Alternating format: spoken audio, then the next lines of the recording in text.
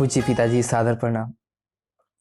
मुझे मालूम है कि आप छठ पर्व में व्यस्त होंगे और मेरे घर पहुंचने का इंतजार कर रहे होंगे, लेकिन थोड़ा समय निकालकर इस चिट्ठी को जरूर पढ़िएगा।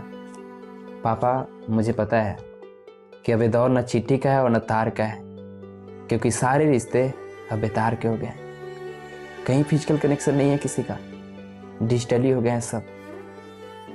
फिर भी पापा, मुझे अंतर्देशी में ही आपका देसी प्यार झलकता है।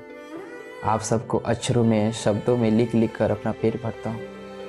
अभी मैं घर से हजारों किलोमीटर दूर तवांग में हूँ, जहाँ ड्यूटी और आप सबको छोड़कर और कोई नहीं है यहाँ।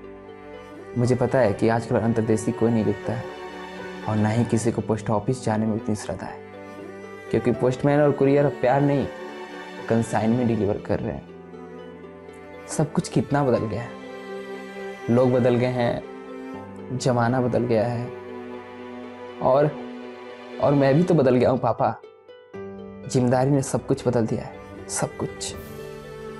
बहुत सियाना हो गया हूँ मैं, पक्का फौजी हो गया हूँ मैं। पापा, रोटी, कपड़ा और मकान आदमी को घुमंतु भेटिया बनाता है।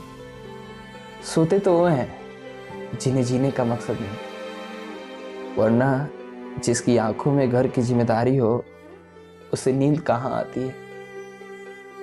घर की याद तो सबको आती है, पर क्या करें, कभी कभी इंसान को जानबूझकर भी अनजान बन जाना पड़ता है।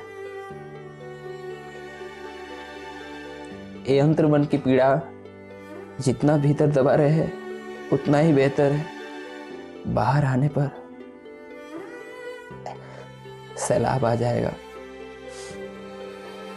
पापा, अपने गांव की दुनिया से हटकर यहाँ एक अलग ही तीसरी दुनिया है पापा। पापा, ये दुनिया ऐसी है, बिल्कुल आपके जैसा नहीं है। पिछली बार जब मैं घर से निकल रहा था तो उतना उदास कहाँ था जितना ट्रेनिंग जाते समय फुट फुट कर रोया था।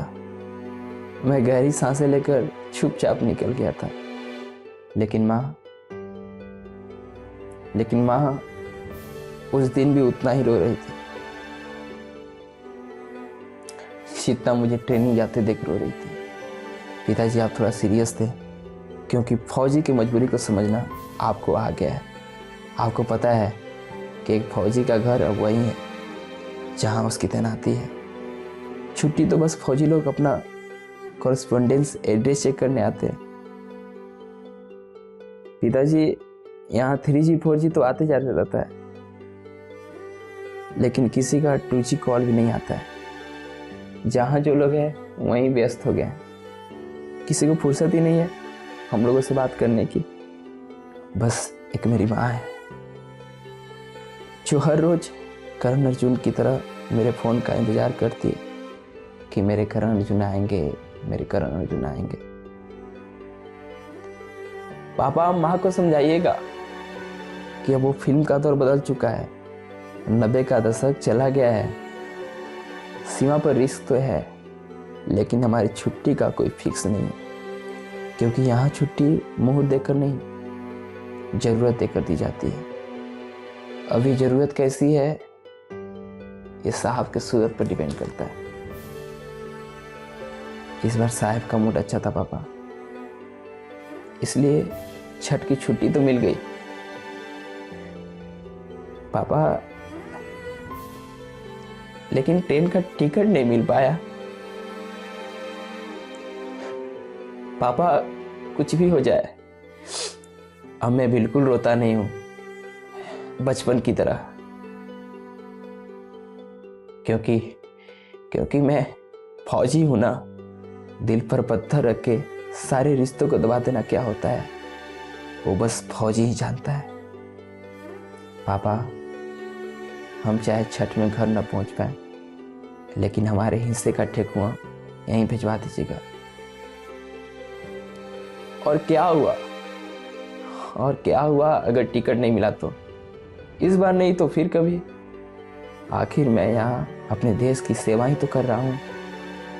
मेरे दोस्त यार मेरे बारे में पूछे, नाराज हो तो यहाँ बैठाकर चिट्ठी पढ़वा दीजिएगा। कई बार इंसान जब सामने रहकर भी जो नहीं कर पाता है, उसे कलम के स्याही मात्र से भी लिखकर भारी दिल को आसानी से हल्का किया जा सकता है। ठीक है पिताजी, बातों को यहीं विराम देता हूँ। दुआ कीजिएगा कि अगली बार छठ में घर जरूर आऊँ।